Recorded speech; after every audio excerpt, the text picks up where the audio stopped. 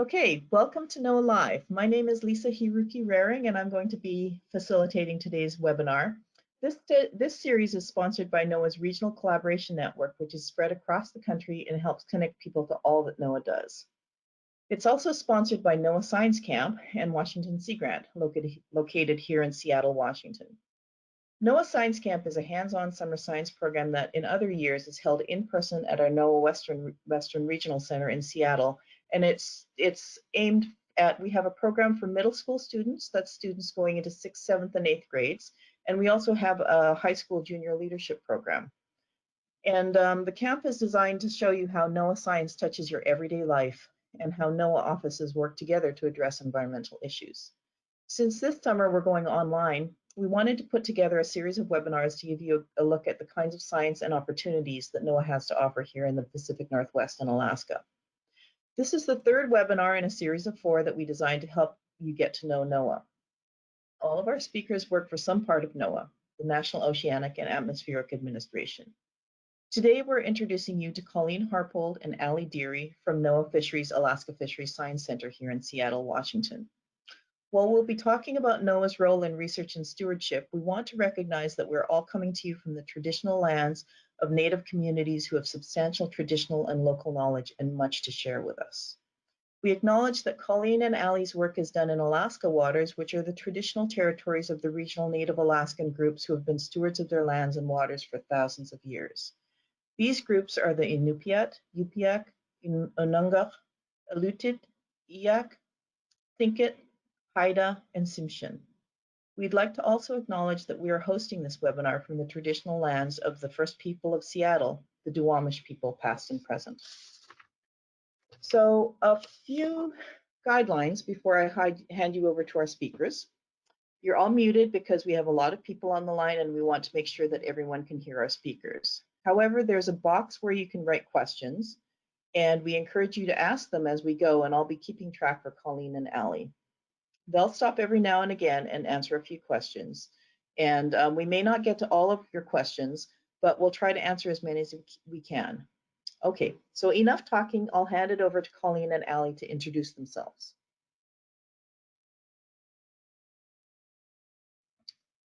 Okay. Hi, I'm Colleen. Hi, I'm Allie, and I'll be talking to you in a little bit.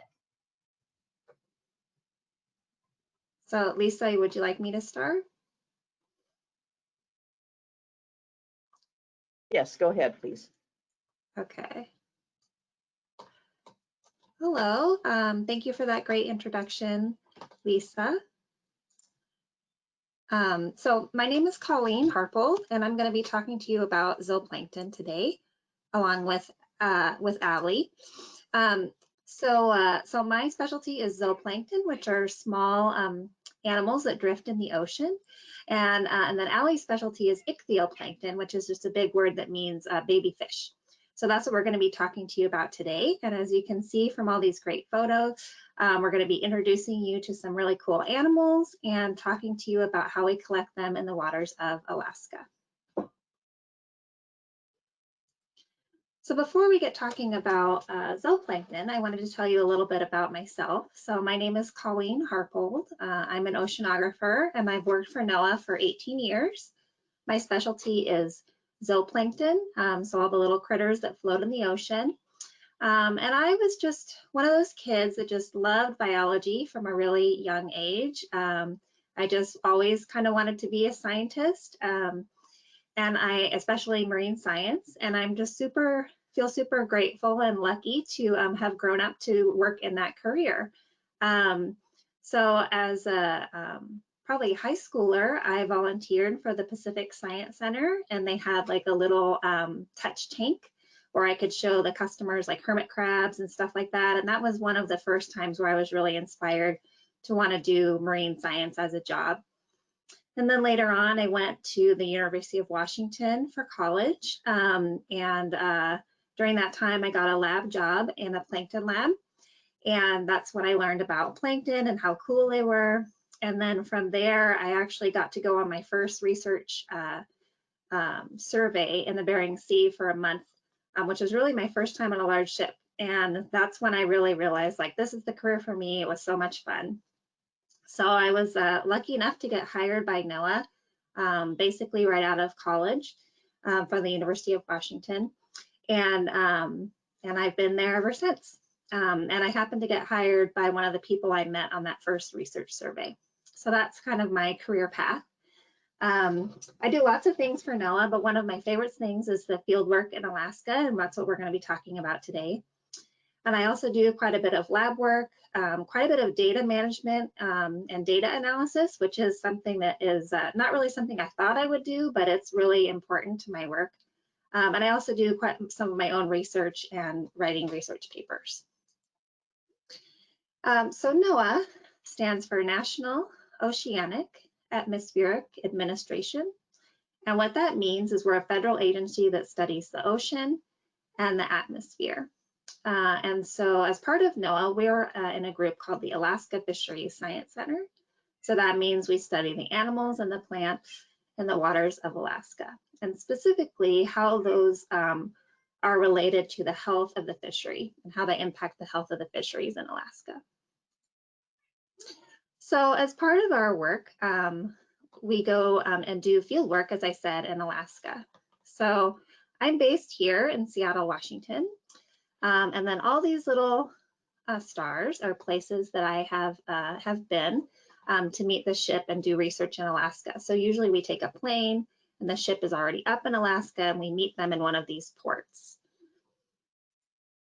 So most of my work that I've done is here in the Bering Sea, but I've also done work in the Gulf of Alaska, as well as up in the Arctic. And the port that I've been to the most is Dutch Harbor.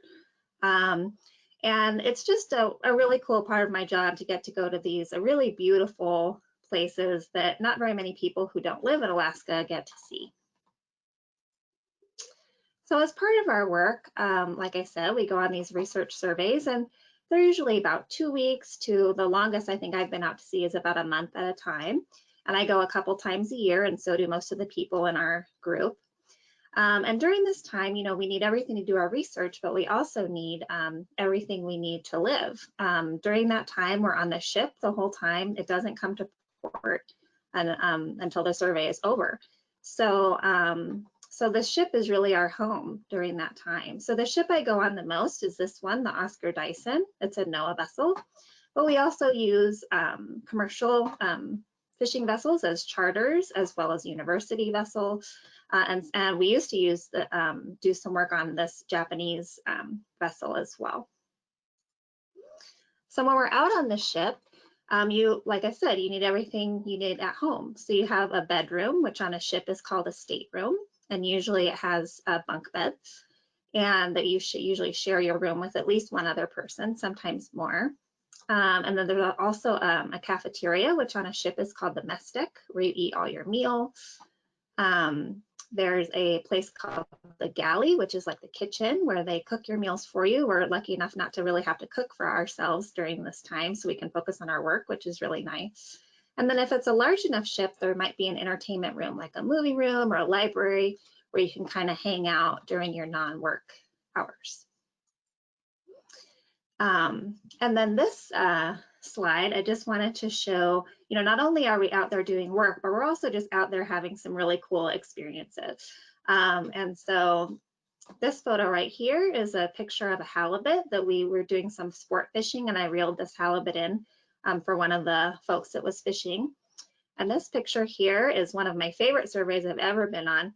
And this was a survey where we're actually going out onto the ice and taking ice cores. So the ship we were living on is back here, and then we took this little skiff out to the ice and took ice cores. So this was really neat. And then oftentimes when we're out, we'll get to see marine mammals, whales and dolphins. And like I said, a lot of times we're out in these kind of wild, remote places where not very many people who live outside of Alaska get to see. And it's just beautiful up there. And then this last picture, I just kind of wanted to highlight one of my favorite parts of going to sea is just working with all the great people I get to work with. We're all kind of have our own scientific specialties, and we're all working together to kind of understand our research questions, and it's just a lot of fun. So here I'm going to stop and show you a video before we take some questions. Lisa, do you think you could show the video? I'll just get things started here. And while you're while we're waiting, Ian was asking, how long do you usually stay on the boat during routine checks on the plankton population? So we usually stay on the typical survey is about, I think the shortest one is like 10 days and maybe to about a month. So we'll be on the ship that whole time, taking samples the whole time. And one thing I didn't really mention is the ship has 2 sets of crew and scientists. So the ship is actually working 24 hours a day, and each shift is 12 hours. So I'll work 12 hours and then the next shift will come on and work 12 hours. So we're always working. Great. Okay, so I'm about to start the video here. And if you're talking, Colleen, you need to unmute yourself. Okay, thank you. So this video is showing the waves coming over the bow of the ship. And as you can see, it gets pretty rough out there in the Bering Sea, especially. And I just wanted to point out that, you know, while it's rough like this in the middle of a storm, we'll batten down the hatches and, you know, go hide somewhere if there's some land close by. And if not, we'll just ride out the storm. Okay, so Colleen, I just shared your screen back to you. Thank you. And right. did you want to take a couple of questions here? Yeah, yes, I think we should. Okay, so Michelle was asking how much did the halibut weigh on that picture that you have of the halibut? Oh, I don't remember. I know that the other person in that picture is standing there because I couldn't hold it by myself. So I think it weighed about maybe 50, 55 pounds. And that's actually a pretty small halibut. Yeah. And then Texas asked, do you get seasick? Oh, very good question. I figured somebody would ask that. Pretty much everybody gets seasick if it's rough enough. But I'm lucky where most of the time I don't. It has to be pretty rough out for me to get sick. So I can work through a lot of things. And then when it is really rough and I'm feeling sick, we're usually not working anyway. But there are a lot of people I go to sea with who do get sick. They just take medicine and they can usually work through it. Great. So one person is saying that it looks like your window is halfway down the screen, but it doesn't look like that for me. So I'm wondering whether the person who's having issues with their window might want to try to get out of the webinar and get back in again. So, but in the meantime, maybe we should move on and because I know that you have a lot of stuff to cover. Oh, sure. Okay, great. So now that you guys asked me a few questions, I have a question for you. So if you have an answer to this question, go ahead and type it in your question box. Why do you think we study plankton? Okay, so for those of you who are watching, if you want to type into the question box your answer to Colleen's question, why do we study plankton? Why do you think that Colleen's group studies plankton? So we're getting a number of answers back here. Bridget is saying to learn about the ocean. Kira is saying to determine the health of the sea and the food chain. Sophie says because lots of things eat it, eat plankton. Cindy says they're very important to our survival. And Kiefer says because many sea creatures eat the plankton. And Owen and Riley say they are the staple of the oceans. And Maya is saying because it assesses the overall health of the ocean. So a lot of people are looking at it as plankton is important to the food chain, to the food web in the ocean. And yeah, I think a lot of people are saying that it's because they're an important part of the food chain. Yeah, so those are all really great answers and you're all correct. So obviously there isn't just one reason we study plankton, there's a lot of reasons. But those of you that were talking about the food web, that's the main reason that our group studies plankton. So great job. So it sounds like a lot of you have heard of the food web before. So this is a simplified food web for pink salmon. And the predators are up here at the top. Here's pink salmon, and here's what we call the base of the food web down here. And these lines are how energy is transferred, so basically who eats who. And so as you can see, plankton, zooplankton, like we're talking about today, are here at the base of the food web. So they're super important for fish and then other predators like mammals and birds. And those of you that said they're important to the health of the ecosystem are totally right. And that's one of the main reasons we monitor them. And I wanted to point out that there's also plant plankton called phytoplankton. And I'm not talking very much about them today, but they are very important. And those of you that have been watching the other NOAA live seminars might have seen Vera Trainer's seminar on phytoplankton.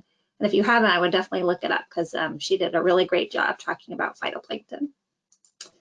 So this is more of a kind of more of a realistic look at the food web for pink salmon. So as you can see that it's not as simple as that other version showed. But here again, we're just showing the importance of zooplankton to the food web. To get at some of these research questions about plankton and the health of the ecosystem, we go out to sea, and the main thing we're doing is plankton nets during that time. So plankton nets are very similar to fishing nets, but they just have really tiny holes. So the material feels kind of like if you've ever held like a nylon or a tights in your hand, it feels like that, really tiny holes, and all the water drains out, but the critters stay inside so that we can study them.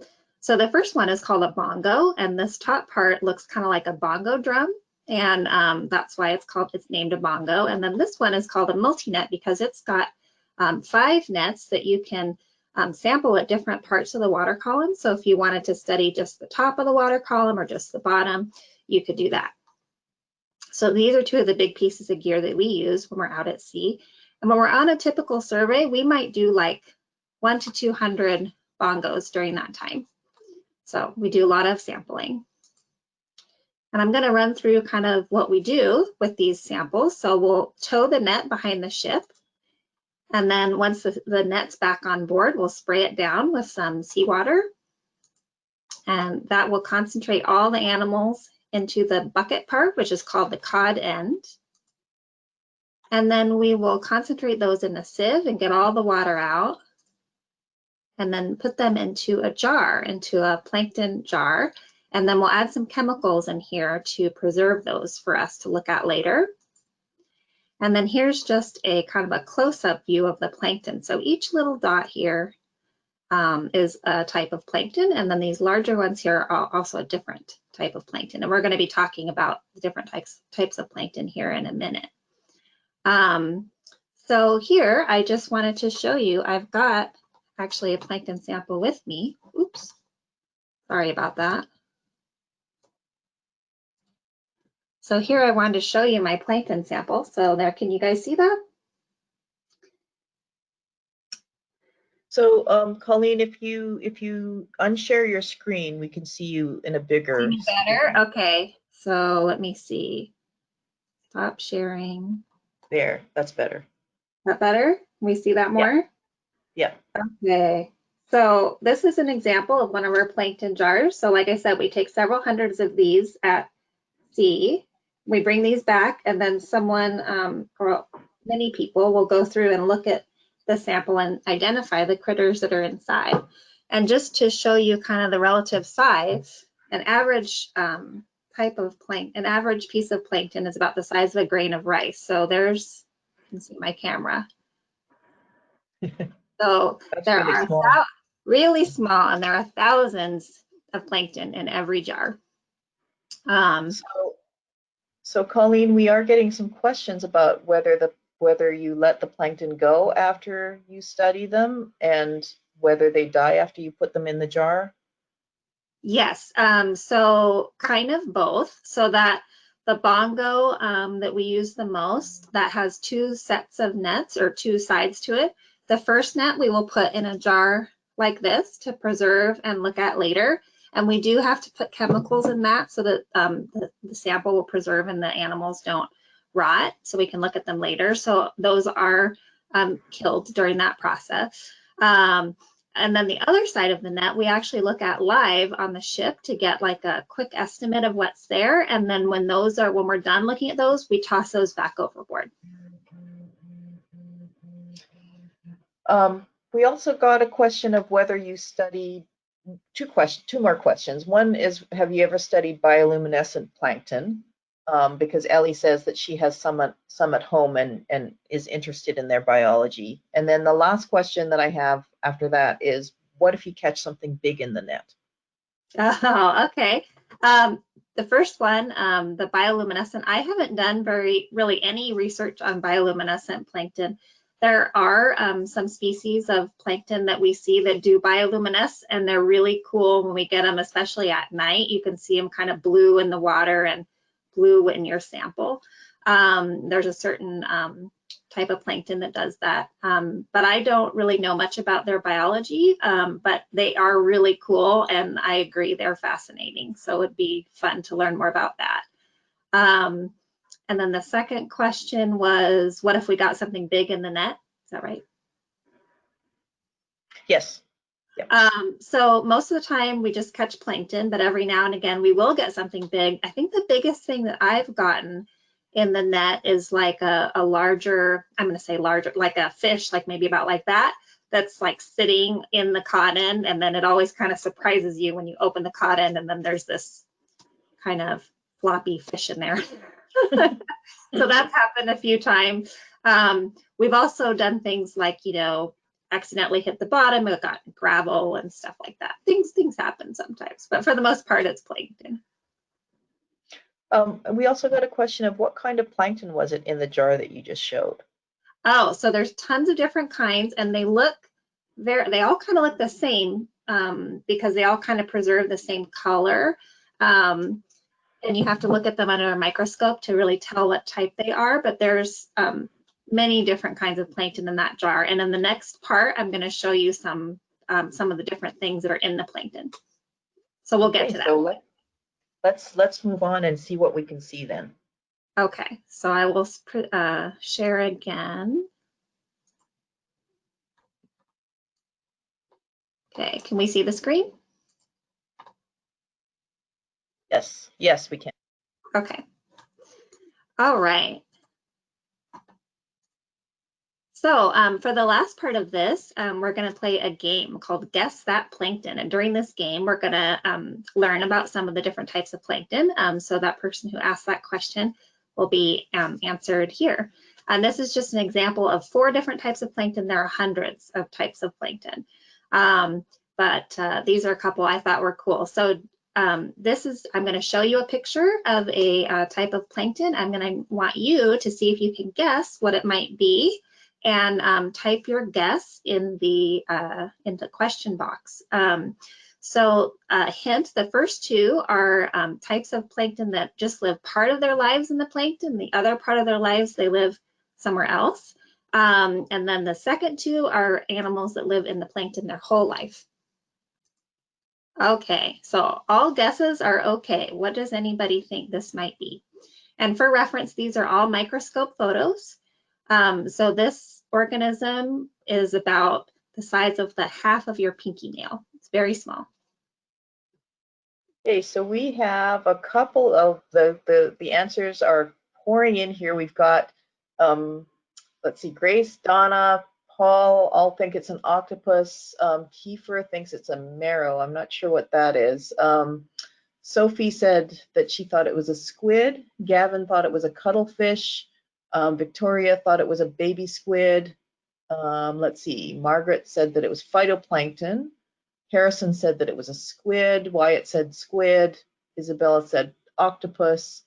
Ian thought that it was a Dumbo octopus, so they're getting pretty specific here. Texas thought it was an octopus or squid. So we're getting a lot of guesses of octopus or squid. Somebody said it was a jellyfish. Let's see. Harper said it was a cephalopod. So we're getting pretty technical here. Oh, yeah. Never said cephalopod. Great. Yes. Job. And Mai was guessing maybe it's a baby mola mola. But yes, I think most people think that it's some kind of octopus or squid. We did get a couple of guesses of phytoplankton, cuttlefish, baby lobster, moon jelly. And then Ian said that the white looks like a spider web. So can you tell us what it is? Yeah, so those are all really great guesses. It sounds like most of you are on the right track. It is an octopus. But squid are very close to octopus, and I can see why you might think that. So yeah, it's a baby octopus. These guys are really fun when we get them in the samples. And we always, we look at them and then we do let these guys go so that they can grow up to be a large octopus. So to me, it's so fascinating that something the size of less than your pinky nail will grow up to be this huge octopus. So cool. And actually, there was an associated question from Caitlin saying, what do you find is the best camera or camera scope to take photos of planktons for students? Oh, that's a really great question. I think maybe when it's Allie's turn, maybe she can talk about that because she's done a lot more photography than me. But we have a pretty nice sort of digital camera setup that has a mount that connects to our microscope. And that's how we've been taking these pictures. But Allie's actually been kind of experimenting with some mounts that you can use your cell phone to take pictures through a microscope. So it used to be pretty expensive to try to do microscope photography, but now it's getting to be a little bit more accessible now that pretty much people have, cameras on their phones. And if you get this special mount, you can, take some photos that way. And Kira had asked, so is an octopus a plankton? And that gets back to what you were saying before, is that some animals have a form when they're really little, when they're babies, they are plankton. Is that right? Right. So plankton, the definition of plankton is any animal, of zooplankton at least, is any animal floating in the water or in the ocean that isn't strong enough to swim against the currents. So, so octopus, when they're really little like this, they're just drifting along and they're not strong enough to sort of go where they want. They just go wherever the water goes. But then once they get larger, then they're strong enough to swim against the currents and no longer considered plankton. Great. All right, we're ready for number 2? Yep. Okay, any guesses on this guy? Okay, so let's see what people think about number 2. What do you guys think this is? Oh, okay, right away we've got Donna Lakshmi and several people are saying crab. Kiefer says lobster. Anne says krill. Ian says baby spider crab. There's shrimp, lobster, krill, shrimp, crab or lobster, hermit crab. Caitlin said a crab zoea. Let's see, krill or shrimp. So there's a lot of different guesses. Harrison was guessing a shrimp as well. So a lot of guesses of shrimp, crab, or lobster. Okay, those are all really great guesses. This one is a little bit tricky. This is a crab. So those of you who said crab are correct. And then whoever said crab zoea, you have definitely been studying plankton. So this stage of crab is called a megalopy, where it gets these legs. But the stage before that is called a zoea, and it looks totally different than this one. So great job, whoever said zoea. You've been studying for sure. So this crab, we think of crab as being like either on the ocean floor or on the beach. But actually when they're babies like this, they are part of the plankton and then they settle out to their other habitats later on. So number 3. So these ones are a little trickier. To orient you, this is the head of the animal. These are some antennae. And these right here are eggs, actually. Anybody have any guesses for this guy? Okay, we've got some shrimp, lobsters. Several people are saying copepod. So Donna, let's see, Donna, Anne, Grace, Tushar, and Porter are saying copepod. Ian says a type of jellyfish. Carrie says shrimp. Ian says catfish. Kira says hydra with a question mark. Nicholas says a jellyfish. Wyatt says copepod. Jennifer says a fish of some sort. A lot of copepods, a lot of shrimp. Yeah, so I think we've got a variety of guesses here. And somebody said lobster. And Harper said some kind of bug-like thing. It does look like a bug-like thing. Yeah, so great guesses. Those of you that said shrimp, it's not a shrimp, but it is very closely related to a shrimp. It's also a crustacean. And those of you that said copepod, I am super impressed. It is a copepod. So these guys are one of the main types of organisms that we study here in our group. They're really important food for fish and birds and all kinds of other marine animals. And these guys, when I was talking about the grain of rice, these copepods, a large one is about the size of a grain of rice, and there are many that are smaller. So, and if you haven't heard of copepods, you have at least seen one probably in cartoons. So Plankton from SpongeBob is based on a copepod. So he's got these antennae, and then there are some copepods that have eye spots like this. So great job, everyone, on guessing that. And actually, we had a question about what do plankton eat?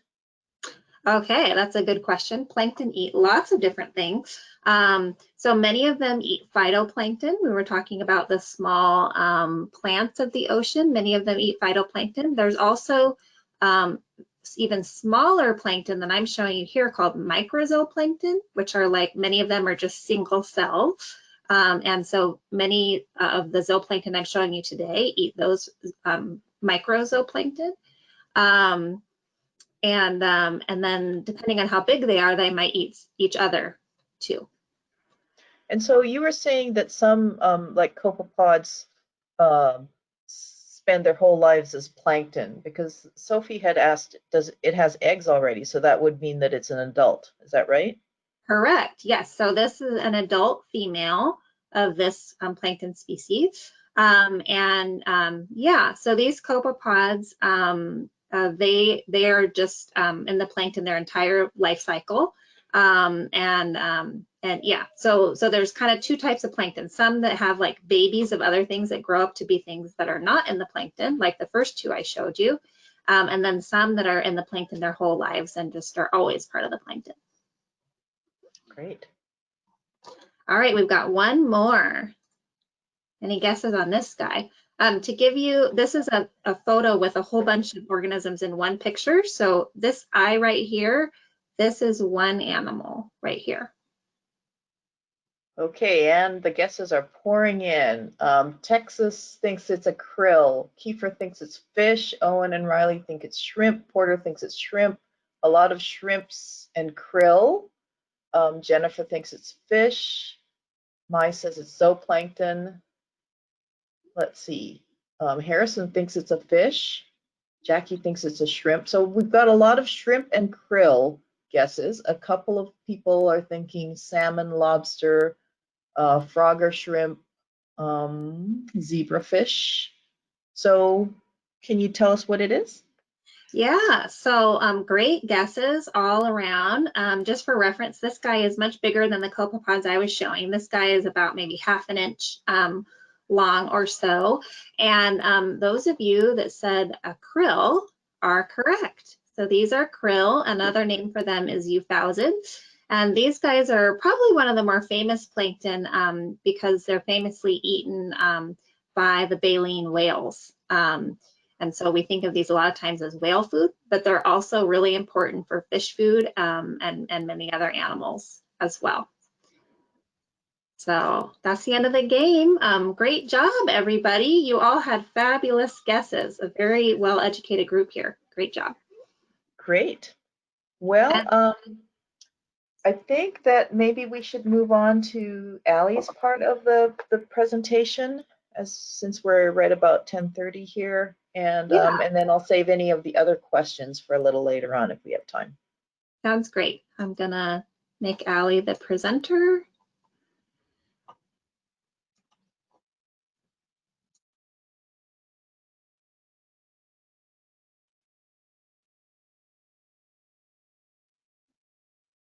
Okay. Okay.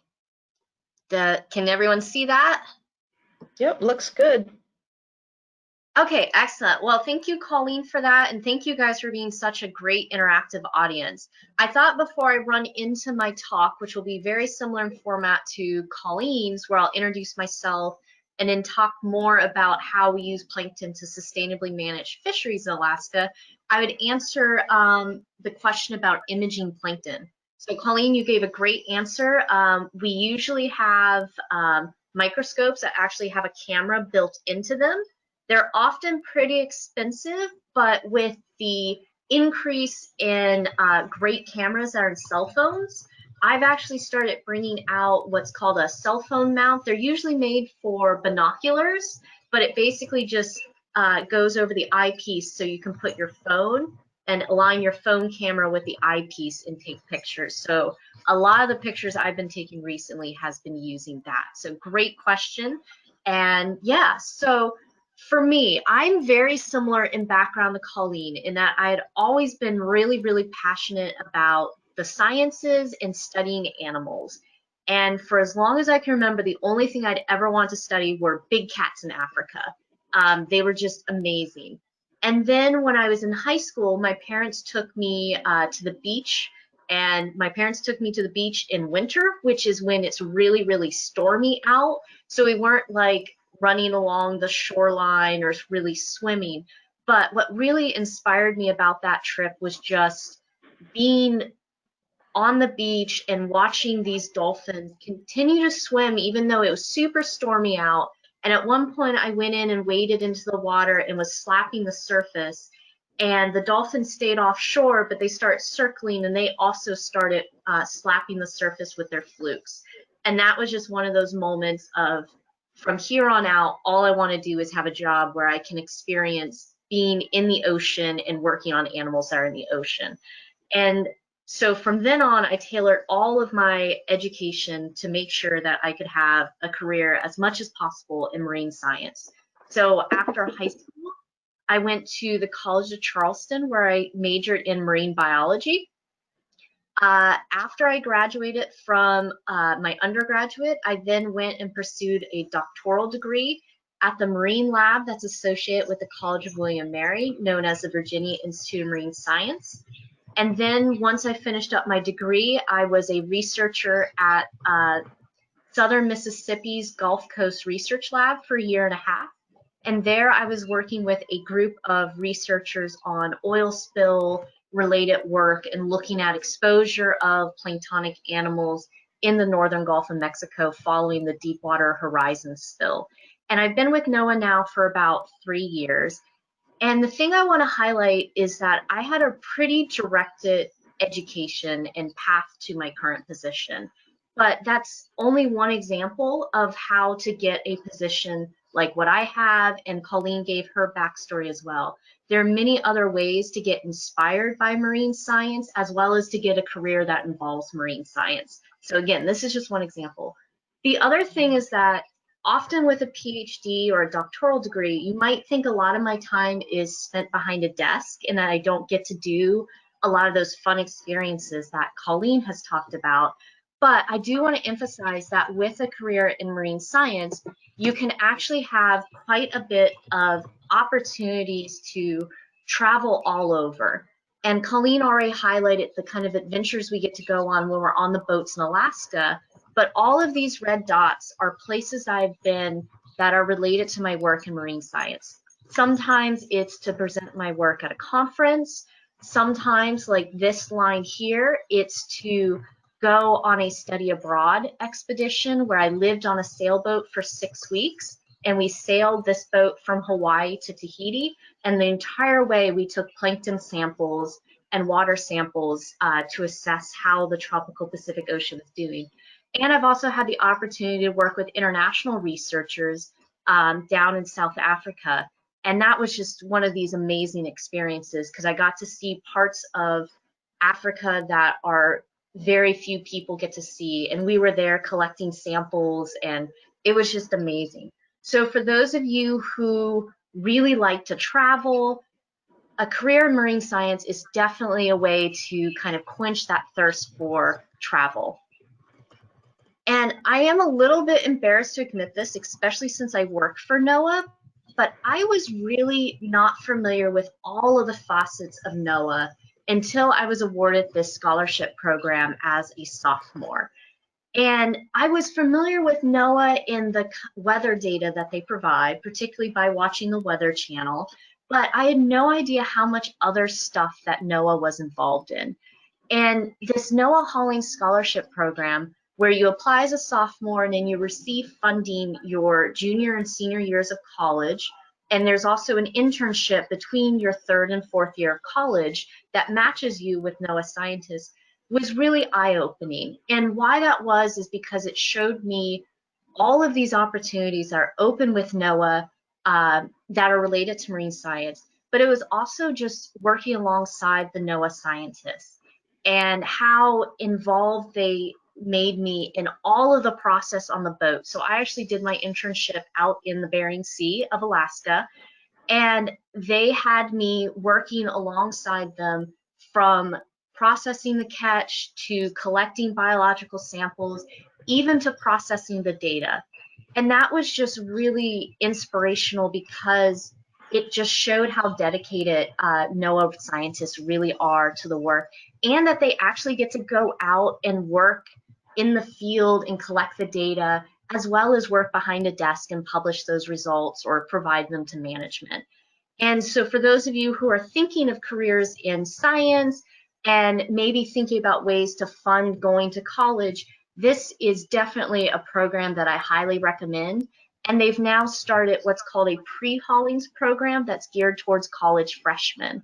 And so it's definitely an opportunity to keep in mind. And one of the things that was really important to me from that scholarship program is that really solidified my passion for fishes. And to me, fishes are just absolutely fascinating because they are just so diverse. So fishes are the most, have the most number of species of any other group of vertebrates, so those animals that have a backbone. And there's over 35,000 documented species of fishes. And what I love about this cartoon is it just captures all this variation that we see in size of shape of fish, their color, their shape, these different adaptations like the bill of a swordfish, and how all these structures help them survive their particular environment or the challenges that are in their environment.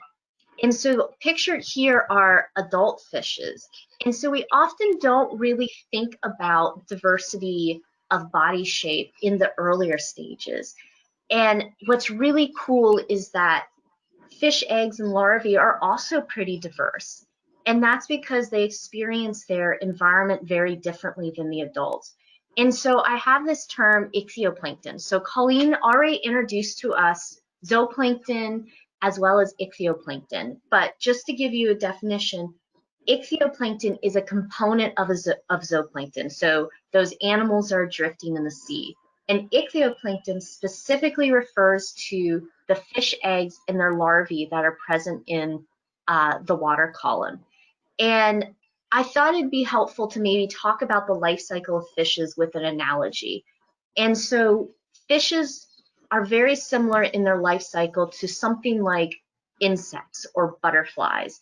So if you think of a butterfly, the adult is this beautiful butterfly that maybe you want to catch with a net or you just watch flying through the garden. But before they're butterflies, they're caterpillars. And in order to grow, they must first transform from a caterpillar into the butterfly stage. And so that's really what we see in a lot of the ichthyoplankton that we look at, is that they look very different from the adults. And that's because they're in their larval stage. And before they start looking like adults, they undergo this process where they transform into the juvenile stage. And once they're juveniles, they'll look like adults. They're just a lot smaller. And then they'll continue growing until they become adults. And I mentioned that they often look different from the adults and that they perceive their environment differently.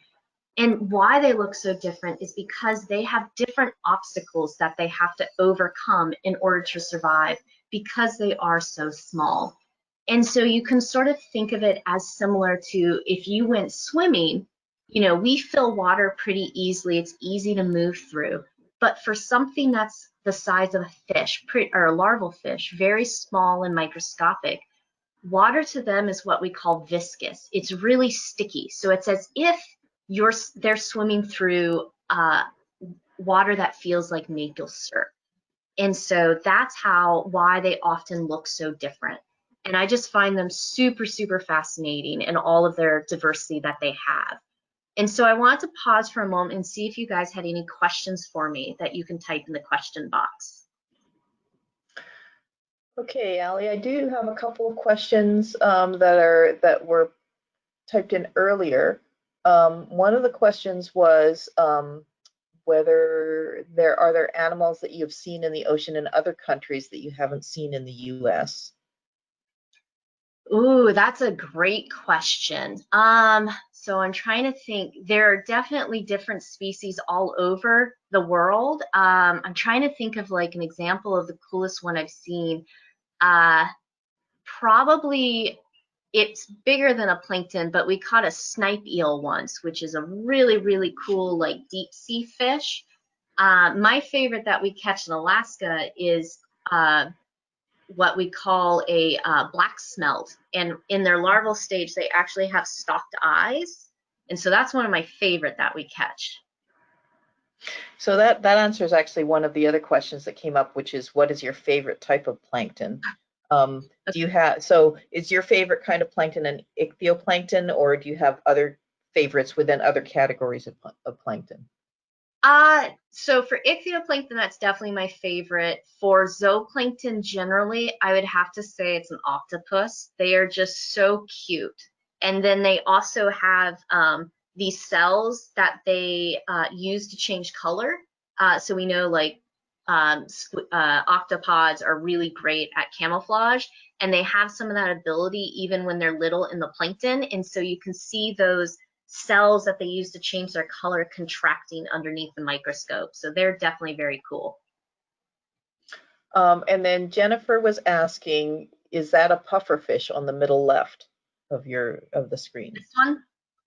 Yeah. That is a great question, right? So it's actually within the phylum that contains pufferfishes, but this is, someone said, and I think a mola or an ocean sunfish earlier, this is actually the larval stage of that, and when it grows up, it looks like this. That's very cool. Porter had also asked, are all of the plankton on that picture plankton of fish, or are they something else? That's a great question. These are all plankton of fish, so examples of ichthyoplankton, but these are not necessarily ichthyoplankton we find in Alaska. Got it. Okay, well, we're running, we have about 12 minutes left, so I will let you get on with the rest of your talk, and maybe we can take some questions a little later. Okay, so I did want to ask you guys, have you ever seen a larval fish or fish eggs? So if you guys have seen baby fish or fish eggs, and it can be in the water or it can be in food or whatever, you can just put it into the question box, and now the answers are pouring in. We're seeing some people are saying no, some people are saying yes, some people are saying, Porter says caviar, Serena says fish eggs, Jennifer said at a salmon hatchery she saw eggs. And then a couple of people are saying, Mai said our school raised salmon. Kara says our fisheries center raised fish. So many people have seen fish eggs and larval fish in the context of fish hatcheries, it looks like. And okay. Also some people are talking about seeing fish on sushi. Okay, awesome. Yeah, no, that's a great example. So we often think of fish eggs, and that's usually something we see, especially with how popular sushi is and caviar being a delicacy. But that's great that some of you have also seen examples of larval fishes. So what I thought I'd do is just dive in a little bit more into the life cycle of one of our most common species, or most important species, I should say, for the Alaska Fisheries Science Center, which is walleye pollock. And they're so important to us because they support a billion-dollar fishery. So they're a very valuable fishery. And what I have is just the different life stages that we look at, as well as in blue text the relative or average size of each of those stages. So I mentioned earlier that fishes tend to have a life cycle similar to that of an insect, where they have to transform into the adult stage. And so if reproduction occurs with the adults, and it occurs about late winter to early spring, and the adults will group together and they'll release eggs as well as sperm up into the water column, and then the eggs will get fertilized in the water column. And so each individual egg is about 1.5 millimeters in thickness. So that's about the same thickness as a penny. And so the eggs will incubate for about 2 weeks, and then they'll hatch into larvae that range in size from 3 millimeters up until 25 millimeters. And I just showed an individual that's about 10 millimeters in length. And notice that there's two larvae pictured here, but this is the one we'll focus on because it's laid out really nice. And then for the next couple of months, the larvae will eat and they'll grow. And by the end of their first summer, they'll transform into the juvenile stage, which again looks like a small version of the adult. And then they'll grow up in the next couple of years before they join the adult population, are able to reproduce and continue this life cycle. But I've mentioned how small larvae are, but I thought it'd be helpful to give some more context. So the average adult pollock is about the same size as 2.5 iPhones stacked together. And so for these eggs and larval stages relative to the size of the adult are these red bars here, with this bigger one being how big the larvae are relative to the adult, and the smaller one being the relative size of the egg to the adult. So you can just see how different they are in size. And again, emphasizing that point that the eggs and the larvae, the ichthyoplankton, are experiencing their environment and have obstacles that are very different than what we know of the adults and why they look so different. So my role at the Alaska Fisheries Science Center as their ichthyoplankton team lead is to direct research that looks at specifically the ichthyoplankton, these fish eggs and larvae, and find out how many there are in any given year, where we find them, what types of prey they're eating, as well as the conditions that are really good for their survival so that more of them will become juveniles and grow up into the adult stage. And with that, I thought we'd take a quick pause and do, similar to Colleen, a matching game for ichthyoplankton. So I have 3 adults here pictured: Pacific halibut, rockfish, and walleye pollock. And we'll start one by one, but see if you can match the Pacific halibut to one of the larvae pictured here, A through C. And you can type your answer in the question box. Okay, so most people are thinking that the Pacific halibut matches number C. That is great. That is good job, guys. What about rockfish? So rockfish, let's see, rockfish, I've got some people saying A for rockfish. Yeah, most people are saying A for rockfish. Okay, good job. And what about walleye pollock? So several people have already said B for walleye pollock. Let's see what other people are saying here. Yeah, some people are saying A, some people are saying B. Okay. Yeah, but most people are saying B, I think, for walleye pollock. Excellent. So this is definitely tough. So here are the answers, and I just want to acknowledge that you guys did a great job. It takes years of specialized training to know the characters of these larval stages and then be able to match it to what the adults are. So it's really great that you guys are already able to see some of these differences and assign them to the later stages. So I think we'll hold questions till the end. And so I wanted to pose this question for you. Do you guys like seafood?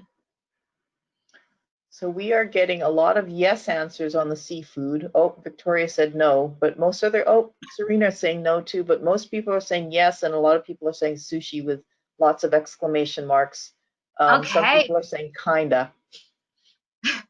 Great. Well, I'm actually on the side of I don't love seafood, but what I have is examples of seafood products that come from Alaska. And this is just a selection. There's many other types of products that are produced in the commercial fishing industry of Alaska, but these are just some examples. And what I want to highlight is, it's more than just fishes. So we talk about, in my portion, I'm interested in the fishes, but we also have fisheries that are dedicated to catching invertebrates like crabs and scallops and shrimp.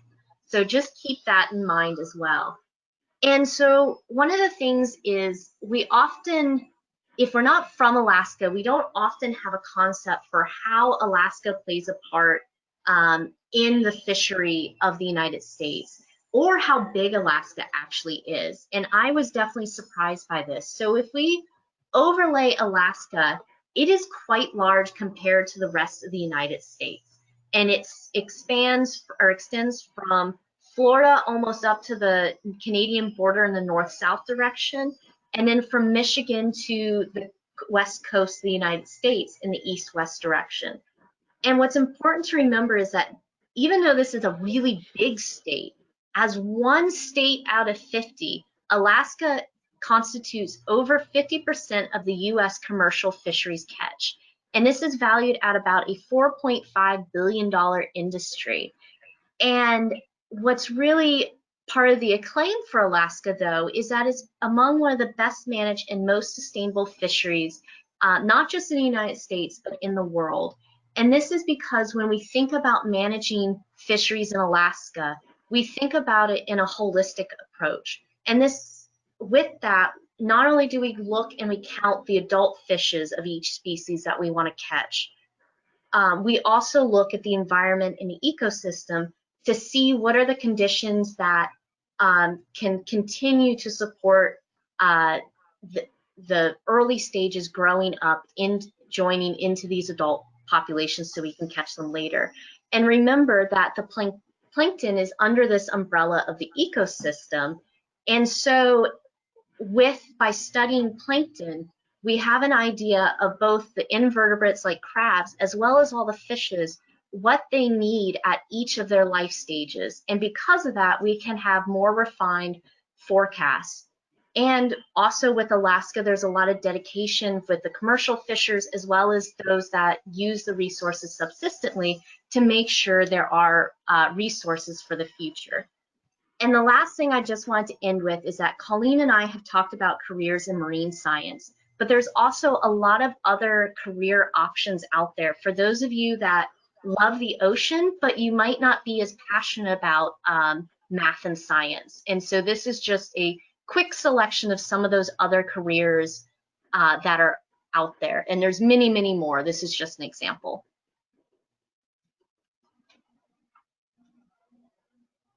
Great.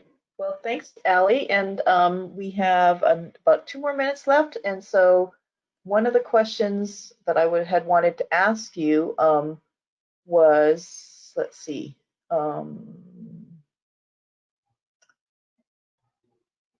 Ian had asked, what time of year do you usually go out to catch plankton? Yeah, that's great. So we tend to go in the late spring, usually about May and June is when our main survey is, but we can go out as early as April, which is a trip that Colleen usually participates on, and then we'll have surveys that go out pretty much every month from April until October. And then we have, just to finish off, we have one question about, Harrison had asked, what's the difference between an underwater welder and a regular welder? Because you have the underwater welder picture here.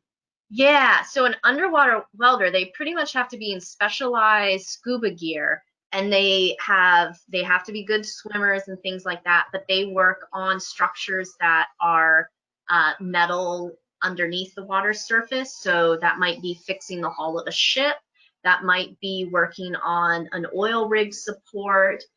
They were also really important in helping stop the oil spill for the Deepwater Horizon. They needed that kind of expertise to fashion a cap to stop the oil well from releasing oil. Great. Well, it looks like we're coming to the end of our time here. So thank you, Ali, and thank you, Colleen, very much for your guys' showing all of these cool pictures and sharing your experiences as ichthyoplankton and zooplankton biologists. We've gotten a lot of questions and a lot of interest in your work. So thank you very much for presenting to us. Yeah, thank you for having us. All right.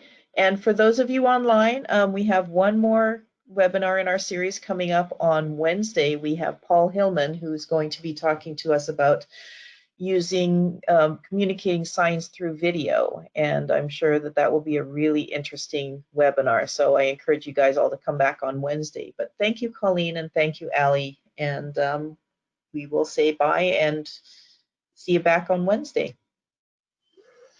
Thank you.